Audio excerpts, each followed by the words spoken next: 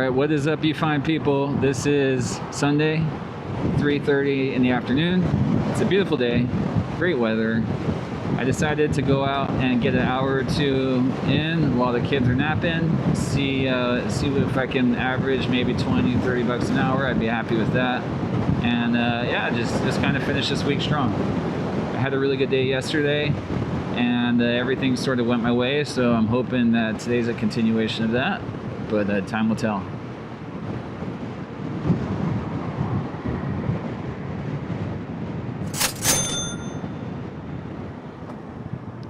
All right, first order is a double Pieology pizza and Subway. Good, I'm glad it's sending me to Subway first. Pieology pizza is a great spot, but I haven't had much luck showing up in the food and being waiting on me. Boy, is it windy. I don't know if you can hear that because the mic is in the helmet, but look at these trees. I'm being blown all over the place. Hopefully I don't get a trip over the Poly or in the Kaneohe or have to take the pass, because it's really rocking and rolling out here.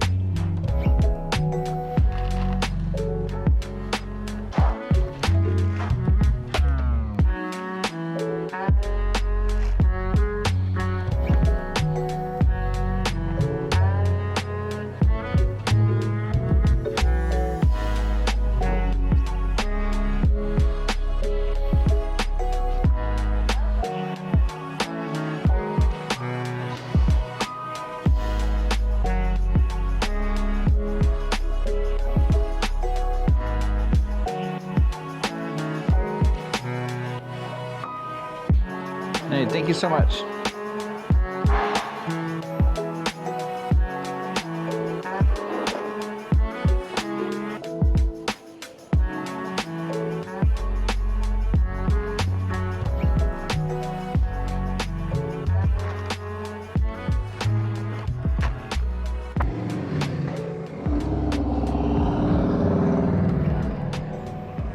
Well, that dude's living his best life.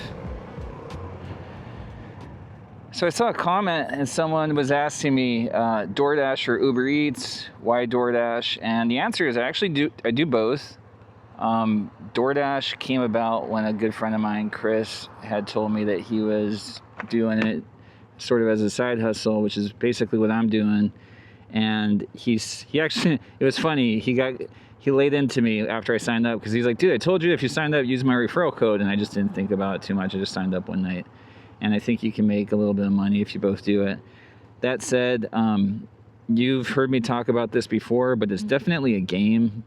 Both apps are strikingly similar. They both make you kind of, if you want to be exposed to some of the better paying offers, then you have to meet certain criteria. And that's what I mean about the game with like the platinum status. So my experience with DoorDash being a platinum driver, I can't really give you too much one way or the other about Uber Eats, because I've never gotten past green or gold with Uber Eats, because I just don't have the time. I don't have the man hours to put into both, to maintain both. And so if I do Uber too much, then what happens is I fall under 100 deliveries in the last 30 days and I'll lose platinum at DoorDash.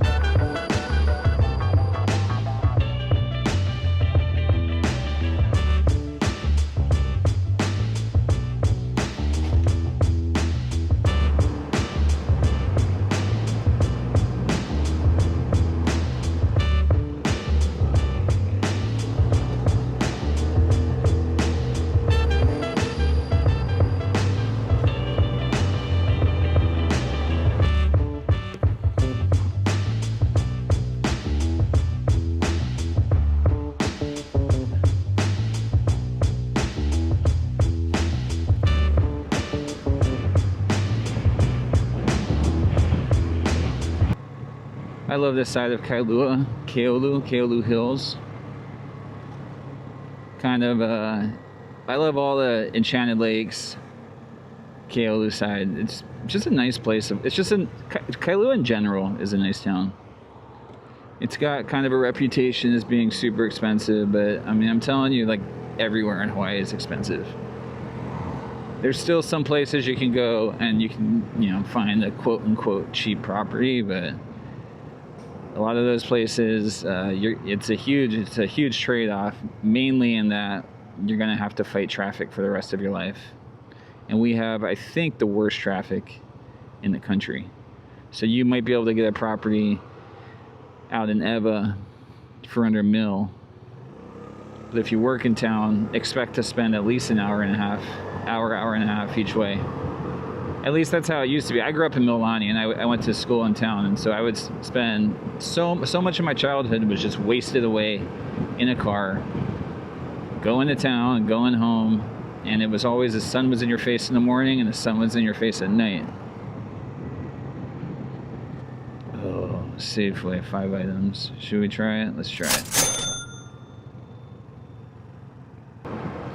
The other day I went and I did a Safeway pickup, and it said 2 items. So that typically means 2 bags. So 5 items is probably 5 bags, which I've done before, but is pushing it.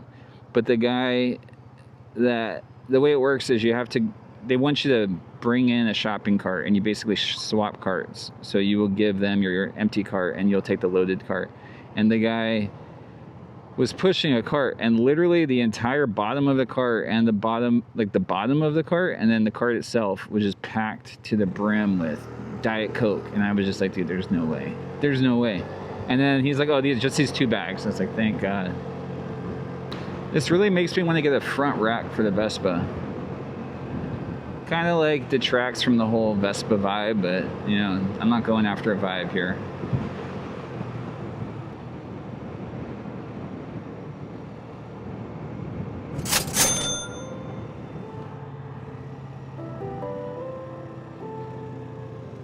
What am I getting myself into?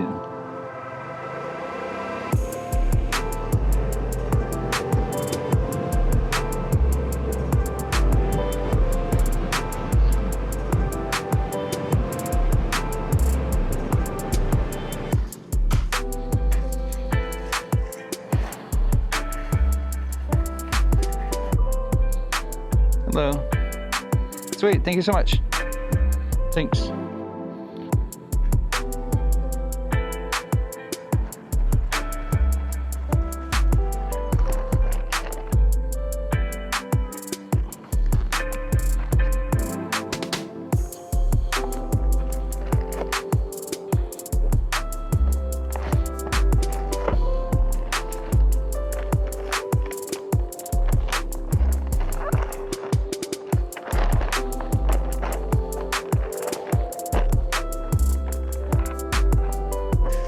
We don't have cart narcs here in Hawaii, as far as I know, but it's only a matter of time.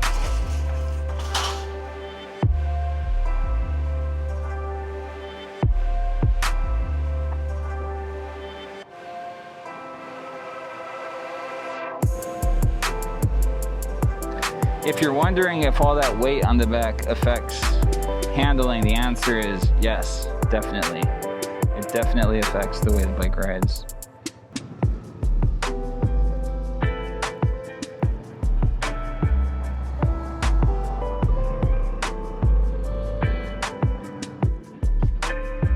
Yeah.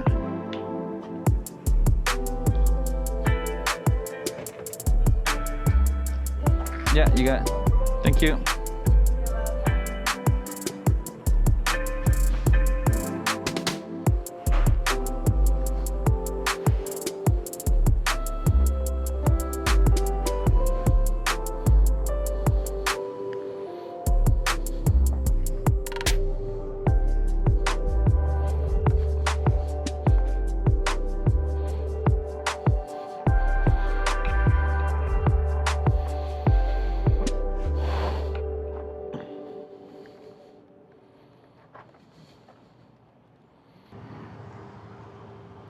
Yeah, the bike ride's all kinds of funny when you're really weighted down on the back. It's not designed to have so much weight on the back. Mainly the handling and the steering is what's throwing me off. As long as you remain cognizant that you're packing the load and you ride safely and you ride accordingly, you should be good. But generally speaking, you can 100% tell the difference. Also, I don't know if you saw, but I double bagged the pizzas because just when it's on top of the packer box, I don't want any cooling effect from passing ambient air, and so I just double bag it. And I find that it's hot when it comes out. I could take that pizza 30 minutes away and it would still be hot. So both of these orders are going to be the amount shown on the offer, but plus. So I don't know if you saw that when DoorDash sometimes will do that. They'll say $8 plus, the total will be higher, but they don't tell you until you accept and complete the order. And that's when you can get a conversion and it kind of just rolls over from like an $8 order. And I've had them turn into $25 deliveries. It's always a nice surprise, but lately, like I said, they've only been really adding an extra $1 or $2. Normally I'd be swerving around these manhole covers, but I don't know if you can tell, I'm trying to just keep it on the green side of the grass right now. Let me know below if you do DoorDash or Uber Eats, what's the largest tip you've ever gotten? I haven't had one of those $100 tips. My buddy got one. He took like a steak from a steakhouse and just randomly got a $100 tip, and then he like did one delivery that day and got the tip, and then just like, cool, I'm done, and then went home. And I was like, dude, you should have kept working, it would have been a great day. He's like, no man, I'm good, that's all I needed. I think the most I've ever received was probably going to be like $25 or something, which is a lot of money. And I'll be the first to say that tip culture is toxic as hell here in America. I think that there's a lot of entitlement around tip culture. So I don't feel entitled to tips. I appreciate tips and I'm very grateful. I've got a lot of gratitude, but I don't hold it against people. There's one person who never tips, and that, like, you go. There's one person that never tips, and that gets old. And I do, but the thing is, it's my decision whether or not I want to take those deliveries. No one puts a gun to my head. Actually, it's only happened once. Only once has someone put a gun to my head and said, you're going to take this delivery.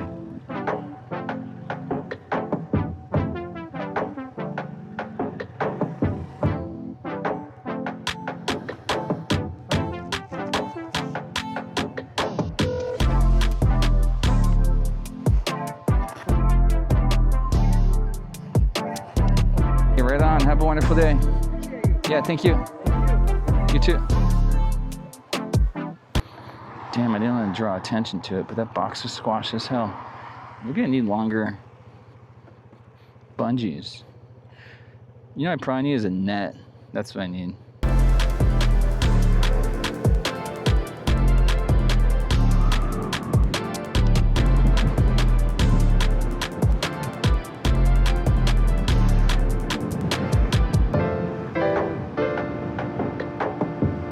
So now I figure it's probably a good time, before I forget, do yourself a favor. If you want to see more of this content, if you enjoy Kailua, if you enjoy Vespas, food delivery, or a conglomeration of all three of that, then go ahead and hit subscribe, like the video. Let me know if there's anything you want to see, or if you have any questions about how I do what I do.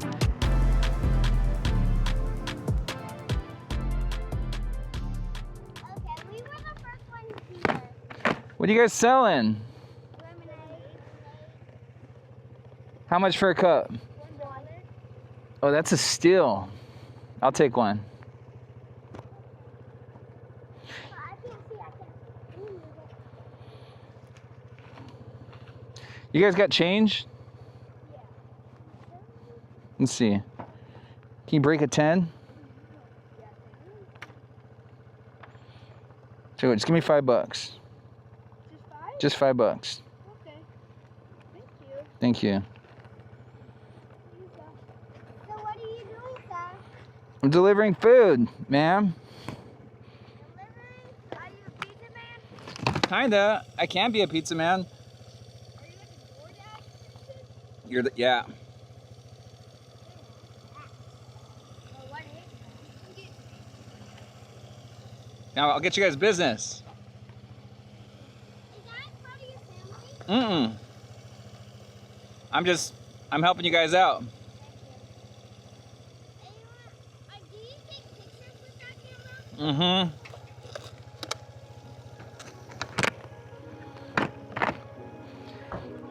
Hey, it's the best lemonade ever.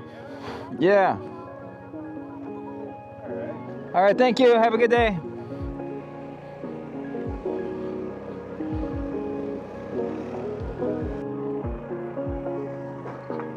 Oh, dude, I just bottomed out.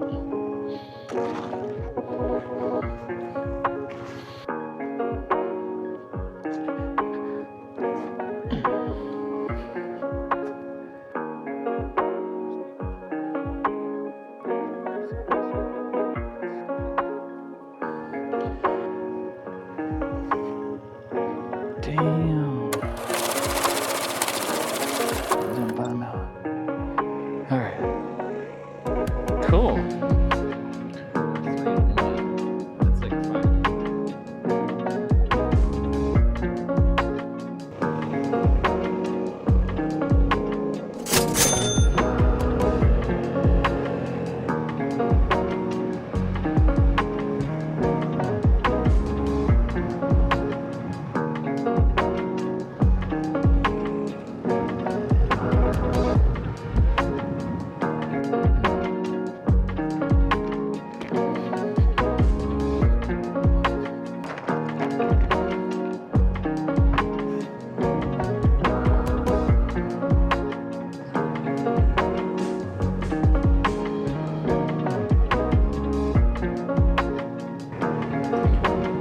Alright, so this is Kailua Beach. If you keep going past Kailua Beach, you can get to Lanikai Beach. They are not the same, but they're super close to each other. It's really crazy that they have just different textured sand and they're so close. Lanikai is beautiful. Kailua is beautiful too. They're doing a lot of work over here because they're having issues with losing sand, and so they're pushing sand all around, trying to bring it back. There's a parking lot up there, and it's just like a sheer drop-off because of the sand that's been either eroded or sometimes, you know, tides will take it.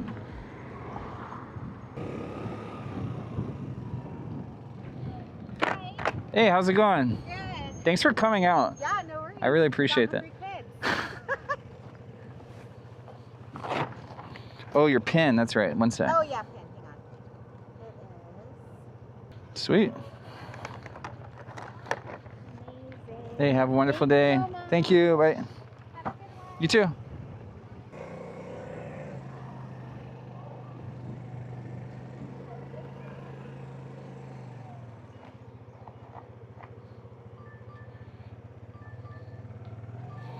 What do you guys think? Should I do a Boston's Pizza? It's $2 a mile. Sure, easy enough.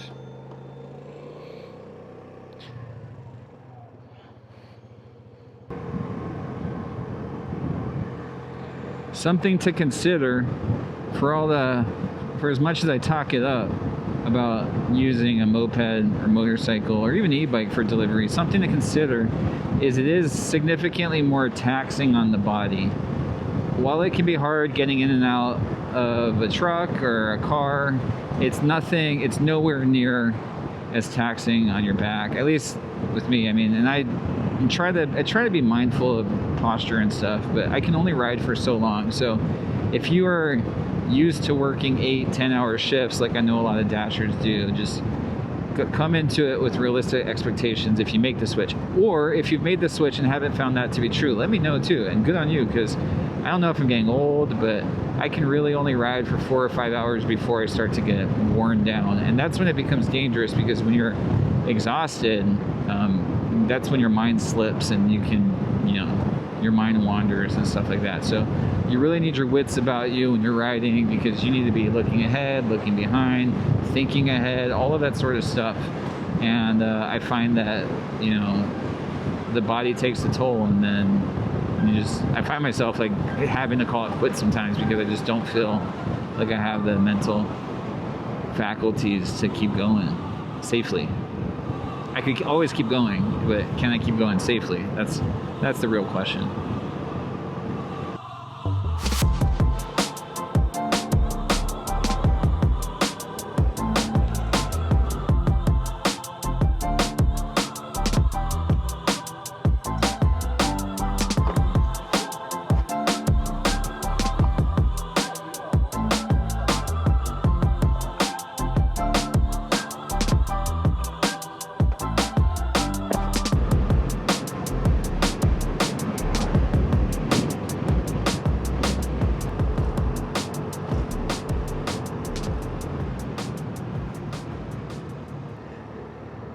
I've always thought astronomy was pretty cool, and about a year ago I bought a cheap telescope. I've had telescopes in the past, but about a year ago I bought a cheap telescope from Salvation Army, and it was my first computerized telescope.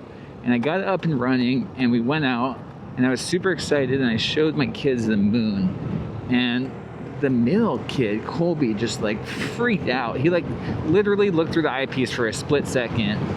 His head popped back, and he was like, the moon. He was just so excited. And so that was all I needed. So we ended up buying a Celestron StarSense 8-inch Dobsonian. Since then we've got a much smaller one for kids. It's like a tabletop Dobsonian that they can kind of like futz around with and break if they want to and not upset dad. But because we've been doing star parties, and I think it's really important to teach kids about astronomy and our place in the universe and what we don't know. Because we've been doing star parties, I've been reading a lot more about outer space, and you know, something that's always confounded me and therefore intrigued me is black holes. And you know, I knew about Hawkins radiation and all that, but I started reading more and more about black holes, and I ended up coming across this book called Black Hole Survival Guide, and I'll put a link in the description below.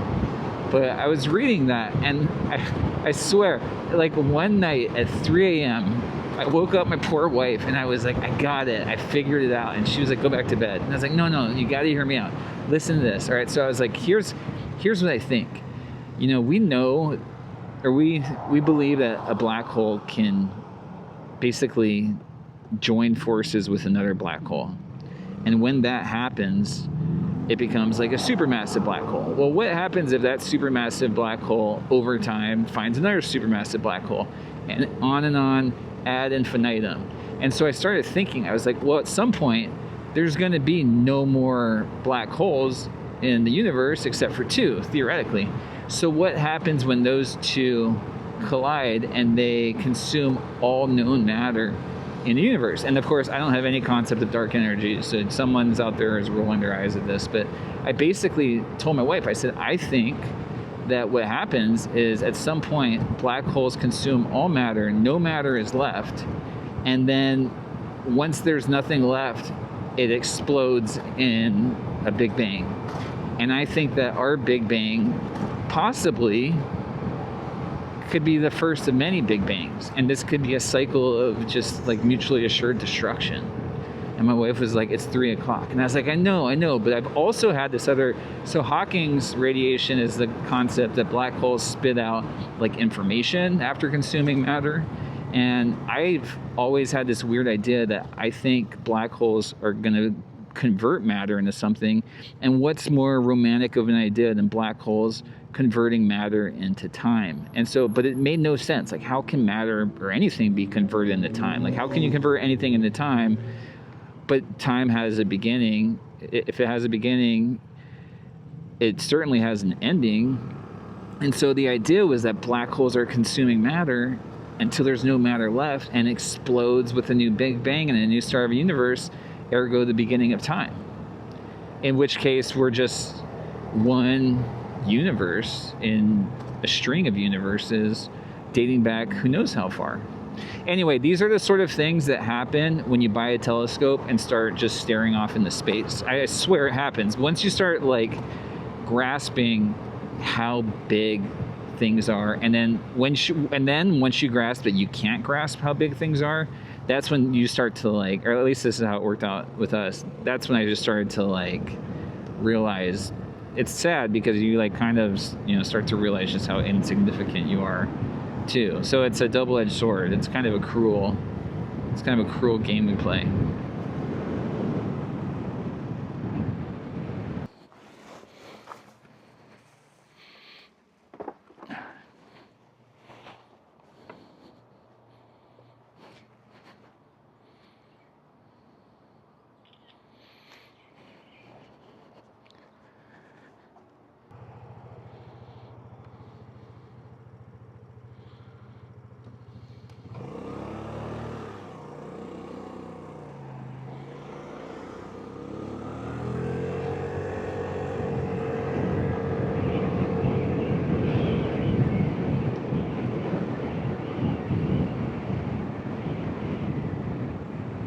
Huh. Well, there we go. Let's see. There's an Assagios over here? Oh, wait. What? No. This isn't to Kailua and back.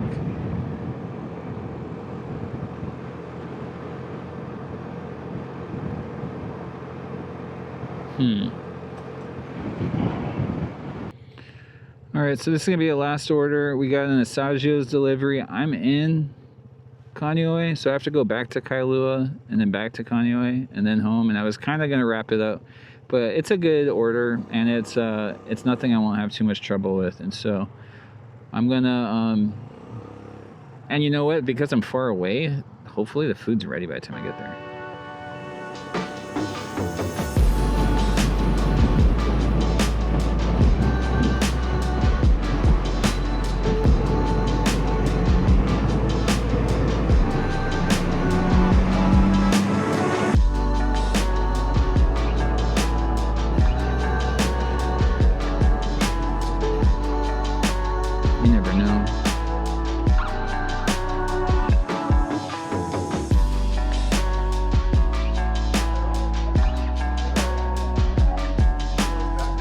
Thank you.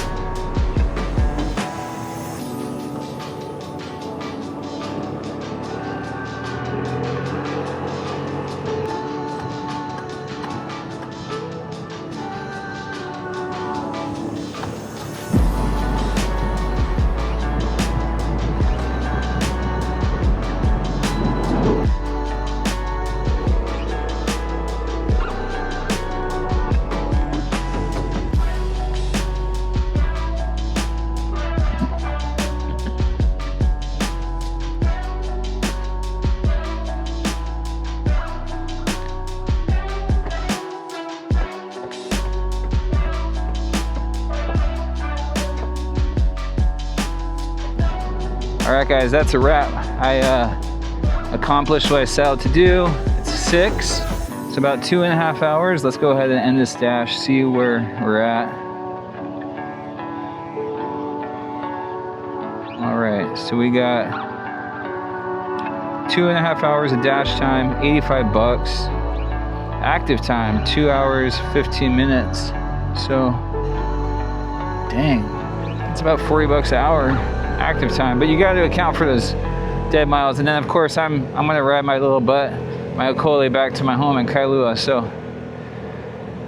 So I wish I could keep going, but it's time to go spend time with the kids, call it a weekend. Until next time, thanks for riding along with me. I hope you enjoyed this video. Let me know if you have any questions or concerns, and I'll catch you on the next one. Aloha.